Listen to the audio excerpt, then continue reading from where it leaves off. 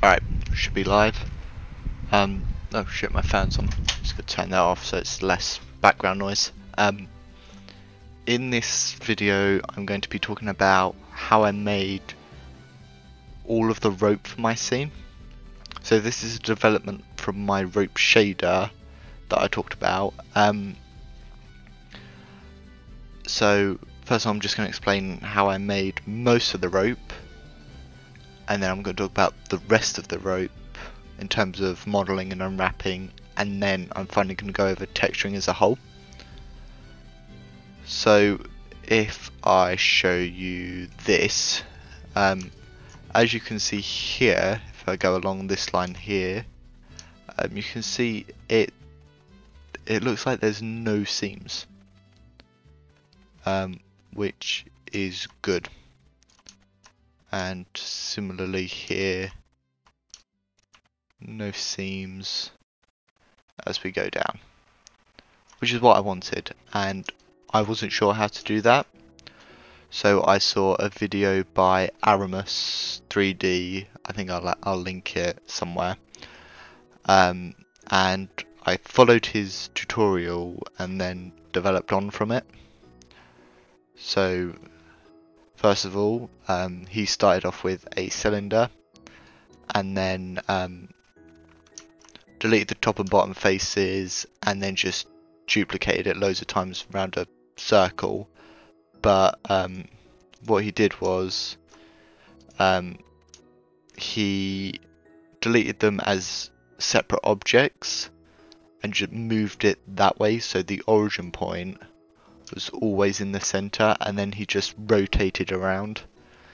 He then used the twist, so he added a few loop cuts as well, I believe. So yeah, 0 to like loads. So I followed that. I then added the twist modifier, and 360 was good. That way you knew it was 100% tileable. Whereas if I set it to something like 90, you couldn't actually be too sure. Oh my god. Oh yeah, okay, I see what happened. Yeah, so if you set it to like 90, you can't, as you can see here, it's not 100% tileable, whereas like 120 for some reason is. So like I set it to 360 just to make sure it was. And as you can see, the next step was duplicating it either side, welding it, and then adding a turbo smooth just for a little bit rounder, more curvier. I then added a a cylinder that's roughly in the middle of like all the lumps and bumps and stuff. Obviously it couldn't be exact. In terms of position it's exact, but scale wise, nah, not too sure. I then again deleted top and bottom face, unwrapped it, and if you look in the unwrap, it's not fully optimized. It could be like that, but it's like that, and there is a reason for that.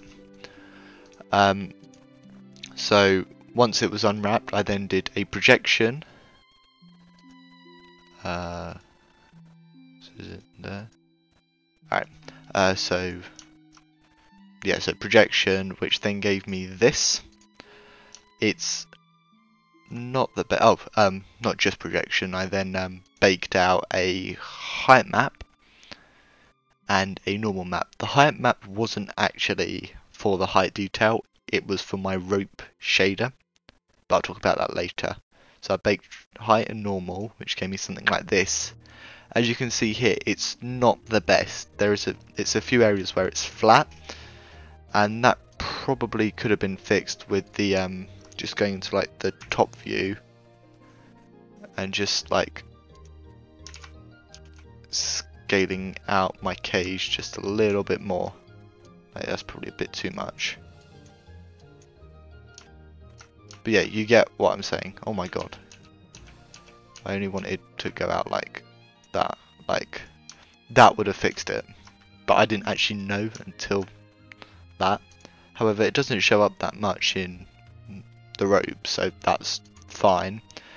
How I made all the rope was I duplicated lots of them on top of each other just to test if it was tileable. And for the next step, I'm going to put perspective and turn off the grid. Alright, so yeah, I had lots of them on top of each other to show that they were tileable. This was in the ship scene here. As you can see, there is one here that for some reason isn't tileable, but yeah, that's because of the texture. This is a different texture, but yeah, so did that, duplicated them on top of each other inside that scene, created a spline just for like the path I wanted, so like something like that. As an example, I then went on this, hit path deform, just ticked, and as you can see here, it doesn't take up the entirety of it, so it's just upping the stretch. And as you can see here, there's a lot more curvature here as opposed to here, and that is because if you look here, there's a lot more edge loops than down here. I'm just going to turn that off. So if I then go into F4 mode and then just go swift loop, just like add, so it adds a little bit more geometry, but on the other hand, you don't have to do it going all the way down, just where you need it. So then if I then go back to that, as you can see here, it's a lot more curvier and it looks a lot nicer. So that's what I did for that. Following that, I then had a problem in that I tried to convert it to an editable poly to get rid of this path deform, and as you can see here, it didn't actually work, and I wasn't sure what to do. I then googled it and just found out you had to collapse, and that was it. So that's how I made this kind of rope. However, there are other ropes in my scene. That's the rigging here. There are other ropes in the scene. So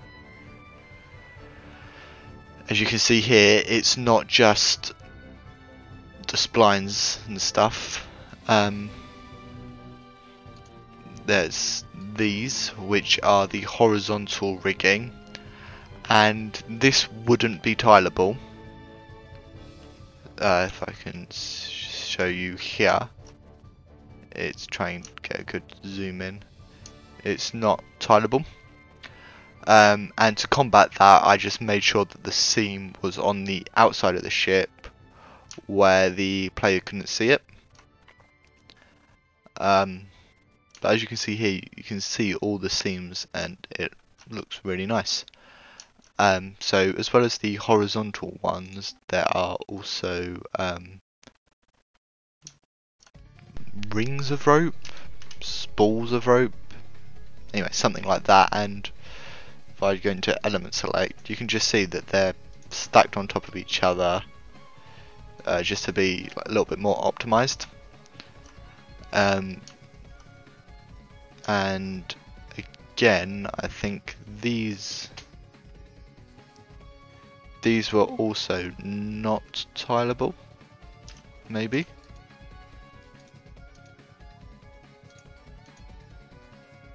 They're close, but they're not 100% tileable. And then there is the knots, which are just spheres in terms of modelling, but in terms of the unwrap, it's just two planar maps, one for the top, one for the bottom, and then just stitched together. And then these are just the ends of the horizontal rigging that I forgot to delete before duplicating, and so when I realised I didn't really want to delete all of them, so I just scaled them down a bit and just ignored them. As you can see here, in terms of the tileable rope, everything's not 100% lined up, and if I zoom in on the back, you can kind of get a feeling as to why. So as well as adding geometry where I needed it, where I actually added a few loop cuts before doing the path deform, I also could remove edge loops where I didn't need it, so like here, and it's fine. But I had to be careful where I deleted. So if I show you on this example, if I just delete that, you can see that the unwrap's gone, and that happened to me in this instance here.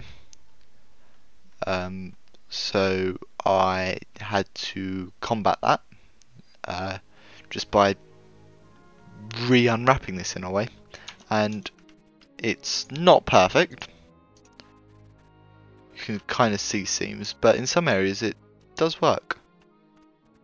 And considering I did encounter the problem, but then again in some areas it doesn't, as you can see here. So overall I am pretty impressed with it. I mean, it wasn't ideal, but I was just lucky enough that it's quite out of line of sight for the player. I mean, I reckon he could see it if he saw it really up close, but theoretically it's not that noticeable. In terms of texturing, it was probably some of the easiest texturing I've done. Alright, so starting off with the areas of rope that were unwrapped manually in a way. So that's the spools and the horizontal rigging. This was just my rope shader just thrown on up the scale of the larger ropes. Did I actually up the scale of this? Yeah, I upped it a little bit. That was that for the tileable rope. As you can see here, started off with the colour, then the micro ropes that you can see, and then using the height map I baked, I actually did. Oh, I did use it to influence the height a bit. I used it and then just duplicated it 3 times, mainly for the colour, just on top of each other. And as you can see here, I set it to overlay instead of normal. Set it to normal. Oh, that's roughness. If I set this to normal, you see it just be white with a bit of black inside. So set it to overlay, and I get like darker inside the crevices. So I did that a few times just to make the inside a bit darker, and then the knots, again, my rope shader with everything scaled up a lot, because I felt like they'd really try and knot it, so there'd be quite a lot of detail there. So yeah, that is the video explanation of my rope. I did encounter a few problems and it was quite annoying, but I mean, I combated them. It wasn't perfect, but it was a lot better than having to redo it. So I'm happy with that. That is this video. Thank you for watching.